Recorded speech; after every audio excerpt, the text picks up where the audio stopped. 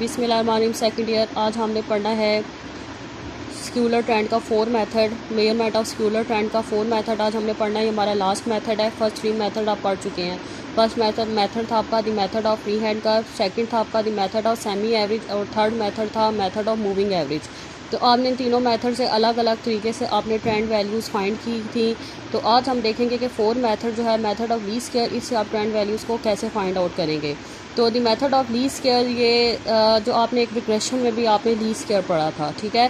लेकिन अब आप जो लीस्ट स्क्वायर पढ़ें या आप टाइम सीरीज़ में लीस्ट स्क्वायर पढ़ रहे हैं, ठीक है। ये दोनों मेथड अलग अलग हैं, ठीक है। इनके फार्मूलाज भी अलग अलग हैं, ठीक है। तो जो रिग्रेशन का जो लीस्ट स्क्वायर होता है उसमें आपको जो डाटा गिवन होता है रिग्रेशन वाला जो चैप्टर है, ठीक है। जो आपने रिग्रेशन वाला चैप्टर पढ़ा था उसमें जो रिग्रेशन में जो आपने लीस्ट स्क्वायर पढ़ा था, तो उसमें जो आपके पास डाटा गिवन होता है उसमें आपको एक्स और वाई का डाटा गिवन होता है। लेकिन जो आप टाइम सीरीज़ में लीस्ट स्क्वायर पढ़ेंगे तो उसमें आपको जो डाटा गिवन होता है उसमें आपको ईयर्स और आपको वाई दिया होता है, ठीक है। ईयर्स और वैल्यूज़ दी होती हैं आपको, ठीक है।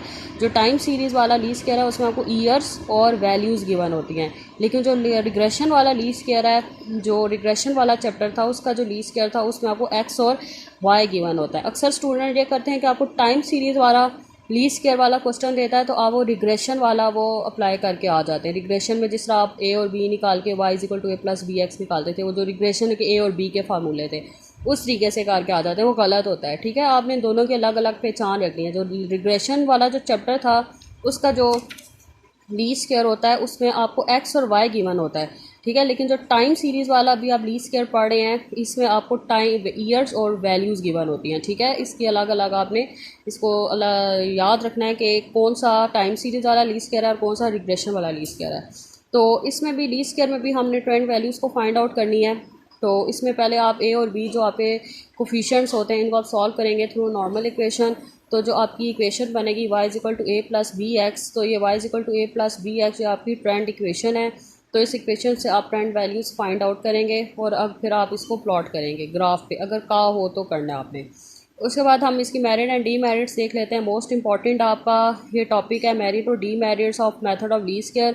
मैंने आपको बताया था कि 4 मेथड के वो किसी के भी मेरिट और डीमेरिट्स पेपर में दे सकता है। तो आप इन चारों मेथड के मेरिट और डीमेरिट्स अच्छे से याद करने हैं। तो इसका फर्स्ट मेरिट है वो कह रहा है कि जो आपका ए और बी जो आपका कांस्टेंट है ये आपको मिनिमम वेरिएंस देता है, ठीक है। तो मिनिमम वेरिएंस होगा तो आपके डाटा में एरर के चांसेस भी कम होंगे। This method is fully mathematical, ये आपका फुली मैथमेटिकल मॉडल है। अगर आपका मेथड जो हो अगर फुली मैथमेटिकल हो तो उसमें आपके एरर के चांसेस भी कम होते हैं। तीसरा है कि अगर इसमें जो सम ऑफ डेविएशन है वो ज़ीरो के इक्वल होता है। तो सम ऑफ डेविएशन अगर ज़ीरो हो तो एरर के चांसेस कम होते हैं। इसके अलावा सम ऑफ स्क्वायर ऑफ डेविएशन आपको कम से कम आपको एरर देता है, ठीक है। ये इसकी एडवांटेजेस होगी। डी मेरिट से है कि वो कहता है कि जब आप एक्स में इसमें जब आप एक्स की वैल्यू को जब आप खुद सपोज करते हैं तो उससे आपको बहुत ज़्यादा आपकी ट्रेंड वैल्यूज़ में वेरिएशन आ जाती है, ठीक है। कभी कभी वो आपको बहुत ज़्यादा एक्सट्रीम वैल्यूज़ दे देता है जिससे आपकी ट्रेंड वैल्यूज़ में जब आप ट्रेंड लाइन बनाते हैं तो उसमें आपकी फ्लक्चुएशंस वगैरह आ सकती हैं, ठीक है। और ये मेथड काफ़ी डिफ़िकल्ट है as compare to other methods, ठीक है। ये इसकी डी मेरिट्स होंगी, आपने अच्छे से इसको याद करना है। तो अब आपकी ये 2 नॉर्मल इक्वेशंस हैं, ठीक है। इन नॉर्मल इक्वेशन से अभी ए और बी को फाइंड आउट करेंगे, ठीक है। ये 2 नॉर्मल इक्वेशन आपने अच्छे से याद करनी है। इन नॉर्मल इक्वेशन से आप ए और बी को फाइंड आउट करेंगे। तो ये आपकी ट्रेंड वैल्यू है, ये आपकी ट्रेंड इक्वेशन है। इस ट्रेंड इक्वेशन से आप क्या फाइंड आउट करेंगे, ट्रेंड वैल्यूज़ को फाइंड आउट करेंगे। तो इक्वेशन क्या है, y equal to a plus B x. अब आपने ये देखना है कि आपको जो डाटा गिवन होगा वो आपको ईयर्स जो आपको डाटा गिवन होगा वो आपको ईयर्स गिवन होंगे और आपको वैल्यूज़ गिवन होंगी। तो जो वैल्यूज़ गिवन होती हैं उसको हम वाई कहते हैं, ठीक है। जो आपको क्वेश्चन में डाटा गिवन होगा आपको ईयर्स दी होंगी और आपको वैल्यूज़ दी होंगी, तो वैल्यूज़ को हम वाई कहते हैं। अब हमने ये काम करना है कि इसमें हमने एक्स को खुद सपोज करना है, ठीक है। एक्स को हमने क्या करना है, खुद सपोज करना है। अगर सपोज आपकी इवन नंबर्स हैं, सपोज अगर आपकी डाटा में इवन नंबर्स, अगर आप इसको काउंट करें 1 2 3 4 5 6 एन अगर आपका 6 है, अगर आपका n इन इवन नंबर हो, स्मॉल n अगर आपका इवन नंबर हो, ठीक है, n अगर आपका इवन नंबर हो, n इसमें कितना है 6 है, तो 6 का होता है इवन नंबर। तो अगर आपका n इवन नंबर है तो फिर आप इसको x कैसे एज्यूम करेंगे, जो मिड की दो वैल्यूज़ हैं, ऊपर वाली को -1 कहें, नीचे वाली को +1 कहें। इस तरह ऊपर वाली क्या हो जाएगी, -1 के पीछे वाली वैल्यू क्या आ जाएगी -3, उसके वाली पीछे वाली क्या आ गई -5, ये ऑड नंबर में पीछे जाता जाएगा। इसी तरह -7, -9, -11, इस तरह ये ईयर्स पे डिपेंड करता है आपकी कितनी ईयर्स आपको गिवन है। और नीचे क्या हो जाएगा 1, 3, 5, 7, 9, 11 अप टू सो ऑन।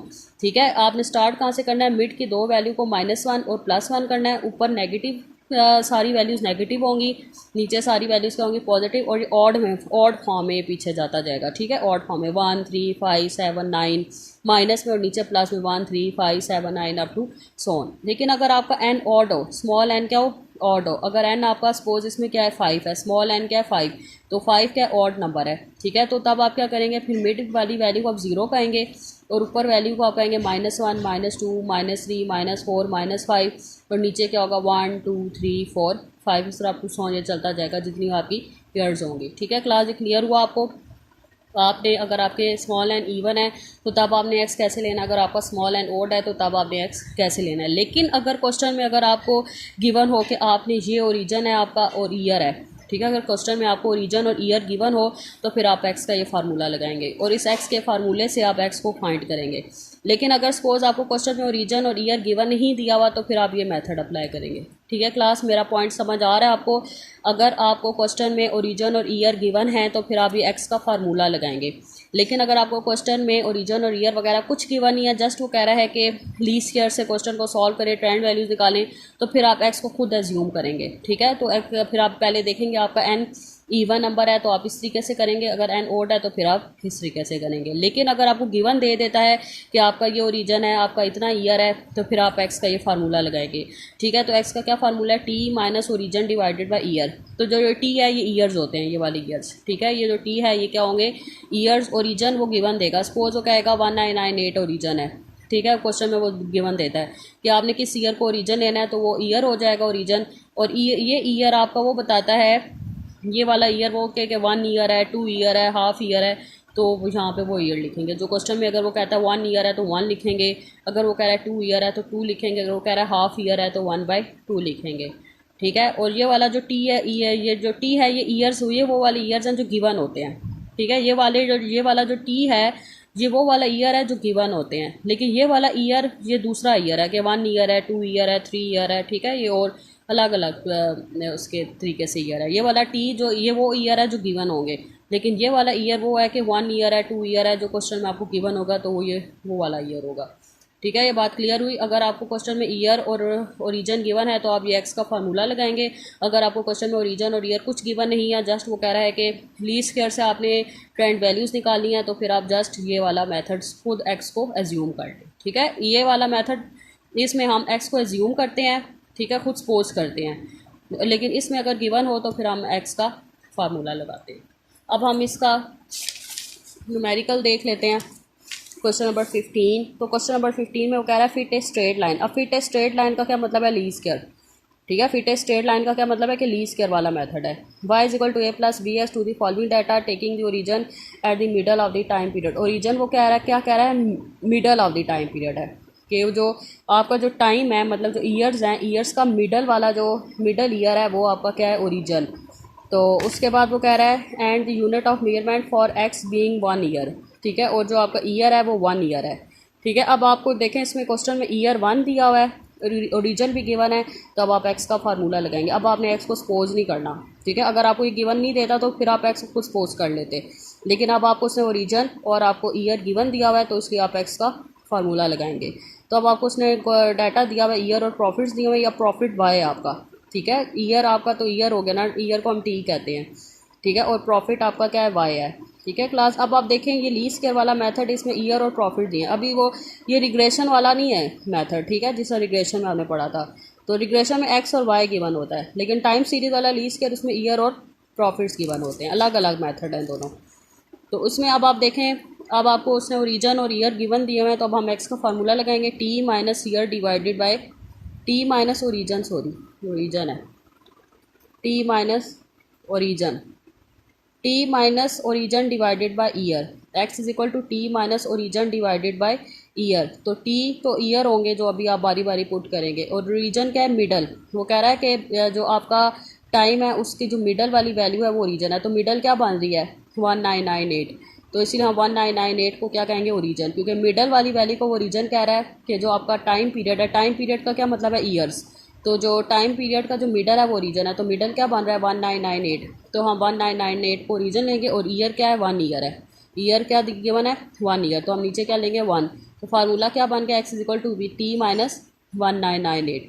अब बारी बारी आप टी को इसमें पुट करते जाएं तो आपका ईयर एक्स बनता जाएगा। तो ईयर आपको गिवन थे, ये टी एक्स का आपने फार्मूला लिखाया टी माइनस 198। पहला टी क्या आपका 1996, तो 1996 माइनस 1998 इज इक्वल टू -2। फिर 1997 माइनस 1998 इज इक्वल टू -1, फिर 0, फिर 1 और फिर 2, और x का सम क्या है इसमें 0। फिर आपको y जो गिवन था वो आपकी y की वैल्यू, उसका सम क्या है 480। फिर आप x और y निकालें, इस x और y को मल्टीप्लाई करो, एंड फिर उसका सम लें तो सम क्या आएगा 270। फिर आप x का स्क्वायर लें, तो x का स्क्वायर लें और उसका सम क्या आएगा 10। ठीक है, उसके बाद आपने क्या निकालना है, a और b को फाइंड आउट करना है। तो a और b आपकी नॉर्मल इक्वेशन से बनेगी। ये फर्स्ट नॉर्मल इक्वेशन से आपका a बनेगा, और सेकंड नॉर्मल इक्वेशन से आपका b आएगा। तो फर्स्ट नॉर्मल इक्वेशन क्या है, summation y is equal to n a plus b summation x। तो समीशन y आपका क्या है, y का सम क्या है 480, n क्या आपका 5a, और प्लस b आपका b लिखेंगे, और समीशन x आपका क्या है 0। तो ये टर्म आपकी क्या हो जाएगी 0, तो 480 इज इक्वल टू 5a, क्योंकि ये टर्म आपकी क्या होगी 0 होगी। तो अब आपका a 485 पे डिवाइड होगा, तो a आपका क्या आएगा 96। सेकंड नॉर्मल इक्वेशन से आपका b निकलेगा। ये सेकंड नॉर्मल इक्वेशन है, summation x y is equal to a summation x plus b summation x square. तो एक्स वाई का सम क्या है 270 a, और समीशन x क्या आपका 0 प्लस b, और समीशन एक्स स्क्वायर आपका क्या है एक्स स्क्वायर का सम क्या है 10। तो 270 ये टर्म आपकी 0 होगी, और प्लस 10b। अब आप क्या करेंगे 270 को 10 पे डिवाइड करें तो b आपका क्या आ गया 27। सो आपकी ट्रेंड इक्वेशन आपकी क्या बन गई, y is equal to a plus B X. A आपका 96 है और b आपका 27x। ये आपकी नॉर्मल इक्वेशन, आपकी ट्रेंड इक्वेशन बन गई है। अब इसमें बारी बारी x को पुट करें, आपकी ट्रेंड वैल्यूज़ आती जाएंगी। तो पहला आपका x क्या है -2, तो 96 plus 27 multiply -2 is equal to 42। फिर आपका x क्या है -1, 96 plus 27 multiply -1 is equal to 69। अब बारी बारी x को पुट करते जाएं तो आपकी ये ट्रेंड वैल्यूज़ आ जाएंगी। आपको गिवन हो या ना गिवन हो, क्वेश्चन में आपने ट्रेंड वैल्यूज़ लाजमी निकालनी है। ठीक है, क्लास समझ आ रही है। अगर आपको क्वेश्चन में गिवन नहीं है तब भी आपने ट्रेंड वैल्यूज़ लाजमी निकालनी है। समझ आ रही मेरी बात की, अगर आपको क्वेश्चन में गिवन हो या ना हो आपने ट्रेंड वैल्यूज़ लाजमी निकाल दिया। अब हम देख लेते हैं क्वेश्चन नंबर 16। तो क्वेश्चन नंबर 16 में वो कह रहा है find the trend values by fitting a straight line, कि आपने ट्रेंड वैल्यूज निकालनी है by fitting a straight line. तो straight line by fitting a straight line का क्या मतलब है लीस्ट स्क्वायर, कि आपने इसको मेथड ऑफ लीस्ट स्क्वायर से करना है। आपको ईयर और प्रोडक्शन दिए हुए हैं। अब इसमें आपको ईयर और ओरिजन कुछ गिवन नहीं है, अब इसमें आप एक्स खुद सपोज कर लें। ठीक है, अब इस क्वेश्चन में आपको ओरिजन और ईयर कुछ मेंशन नहीं है, गिवन नहीं है, तो अब आप इसमें एक्स क्या करेंगे खुद सपोज कर लेंगे। तो ये आपके ईयर्स होंगे, ये आपका y हो गया। x आप कैसे सपोज करेंगे, n आपका क्या है इसमें 6 है, इवन नंबर है। तो फिर हम क्या करेंगे -1 और +1 लेंगे दरमियान में, और ऊपर क्या हो जाएगा -3 -5, और नीचे क्या होगा 3 और 5। इसका सम क्या आ गया 0। फिर आप एक्स वाई का सम लें, एक्स स्क्वायर का सम लें एंड पे, और फिर उससे पहले आप a और b निकालें। तो इस नॉर्मल इक्वेशन से आपका a आ जाएगा और b आ जाएगा। तो यहाँ से आपकी नॉर्मल इक्वेशन बन गई, और इस नॉर्मल इक्वेशन से आप क्या निकालें ट्रेंड वैल्यूज़ निकालें। ठीक है क्लास, अब हम देख लेते हैं क्वेश्चन नंबर 17। तो क्वेश्चन नंबर 17 में वो कह रहा है fit a linear equation by method of least square, कि आपने ट्रेंड इक्वेशन निकालनी है। इसमें क्या निकालनी है, ट्रेंड इक्वेशन निकालनी है by method of least square. उसके अलावा आपने 1990 को एस्टिमेट भी करना है। ठीक है, तो अब हम इसको देख लेते हैं कि हमने लीस्ट स्क्वायर इक्वेशन पहले बनाएंगे, फिर हम 1990 को भी एस्टिमेट करेंगे। ये आपको ईयर और यूनिट गिवन है। अब इसमें भी आपको ओरिजिन और कुछ मेंशन नहीं है, इसमें भी आप एक्स को सपोज करेंगे। तो आपको ईयर और वाई लिखें, इसमें एन आपका 6 बन रहा है, तो एक्स आप कुछ सपोज करें तो इवन नंबर है, तो -1 +1 ऊपर 3 -3 -5 और नीचे 3 और 5। इसका भी सम 0। एक्स वाई निकाले सम लें, एक्स स्क्वायर निकाले उसका सम लें। उससे पहले ट्रेंड इक्वेशन फाइंड करनी है, उससे पहले आप ए और बी फाइंड कर लें। तो आप इस नॉर्मल इक्वेशन से, फर्स्ट नॉर्मल इक्वेशन से ए निकालें, सेकंड नॉर्मल इक्वेशन से बी निकालें।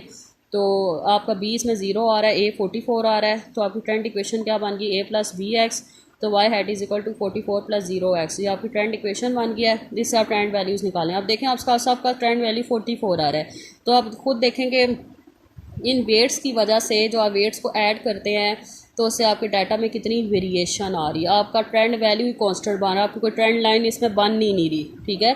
तो यही आपने इसकी डिसएडवांटेज पड़ी थी कि जब आप वेट को ऐड और सबट्रैक्ट करते हैं तो उससे आपका क्या होता है कि आपकी ट्रेंड वैल्यूज़ में बहुत ज़्यादा एक्सट्रीम वैल्यूज़ आ जाती हैं, वेरिएशंस आ जाती हैं, एरर्स आ जाती हैं, ठीक है। ये अभी आपने डिसएडवांटेज में पढ़ा था, डीमेरिट्स में पढ़ा था, ठीक है क्लास। इन वेट्स की वजह से क्या होता है, एरर्स आ जाते हैं। अब हम 1990 को हम एस्टिमेट करते हैं, तो 190 को एस्टिमेट कैसे करेंगे, आपने ट्रेंड इक्वेशन बनाई हुई है तो इसमें आपने x को पुट करना है तो आपका 1990 आपका एस्टिमेट हो जाएगा। लेकिन उससे पहले हमें 1990 का x पता होना चाहिए कि 1990 का x क्या है। तो आपने ये ऑलरेडी आपने 19 ये आपने ईयर्स का बनाया हुआ था, ठीक है। अगर आप देखें 1982 83 यहाँ तक आपने एक्स इसका बनाया हुआ था। अब आप देखें कि 87 में एक्स क्या है 5, तो 1990 का एक्स क्या होगा, तो 1987 तक आपने किया था, फिर 1988 1989 और 1990, तो 1987 का एक्स 5 था तो आगे क्या होगा 7, फिर नेक्स्ट क्या होगा 9 और नेक्स्ट क्या होगा 11। तो 1990 का आपका एक्स क्या है 11। तो अब आपने जो नॉर्मल इक्वेशन बनाई थी, ट्रेंड इक्वेशन बनाई थी, इसमें एक्स को 11 पुट कर दें तो आपका वाई हैट क्या आ जाएगा 44। सो आपने ये 1990 को क्या कर दिया है, एस्टिमेट कर दिया है, ठीक है। समझ आई। अगर आपको एस्टिमेट के क्वेश्चंस आ जाएं कि आप किसी भी ईयर को एस्टिमेट करें तो फिर आप इस तरीके से निकालेंगे, ठीक है। जो आपने ऑलरेडी एक्स बनाया हुआ था तो वहीं से आप अगले ईयर की एक्स को नोट करें और ट्रेंड इक्वेशन में पुट करें तो आप उसको ईयर को एस्टिमेट कर लेंगे। ठीक है क्लास, यहाँ तक आप इसको समझें और इसको सॉल्व करें, और यही आपकी डायरी है कि आप 15 to 17 तक क्वेश्चन को सॉल्व करें और अपने रजिस्टर पर उतारें। अगर कुछ समझ नहीं आता तो आप मुझसे पूछ लें। अल्लाह हाफिज़।